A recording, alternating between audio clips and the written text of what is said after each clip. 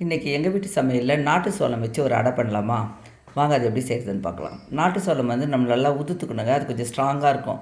நல்லா தண்ணியில் over night ஊற வச்சுட்டு 1/2 கப் சோளம், 1/4 கப் துவரம்பருப்பு, 1/4 கப் கடலைப்பருப்பு நல்லா ஊறினதுக்கப்புறமா மிக்சியில் உப்பு சேர்த்து கொஞ்சம் கரகரப்பாக அரைச்சி எடுத்துக்கலாம். அதுக்கப்புறமா கொஞ்சமாக திருவின தேங்காய், வழக்கம்போல் நம்ம அடைக்கி தாளிப்போம் இல்லையா, கடுகு, உளுத்தம்பருப்பு, கொஞ்சம் வெங்காயம், பெருங்காயம், கருவேப்பிலை தாளித்து வதக்கி கொட்டிட்டு நல்லா கலந்து விட்டுடலாம்.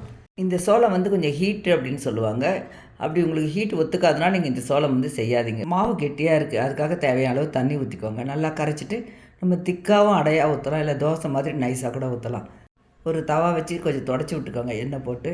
இப்போ அடையாக ஊற்றிட்டு சுற்றி எண்ணெய் ஊற்றி கொஞ்சம் நேரம் செவக்க விடுங்க. செவந்ததுக்கப்புறம் திருப்பி போட்டு அந்த பக்கமாக செவந்ததுன்னா எடுத்துருங்க. நல்ல ஒரு ஹெல்த்தியான சோள அடை ரெடி ஆகிடும். ட்ரை பண்ணி பார்த்துட்டு எப்படி இருக்குன்னு சொல்லுங்கள். நம்ம சேனலில் வர வீடியோஸ் பிடிச்சிருந்தனா லைக் பண்ணி சஞ்சய் மானு விலாக் சேனலை சப்ஸ்கிரைப் பண்ணிக்கோங்க. தேங்க்யூ.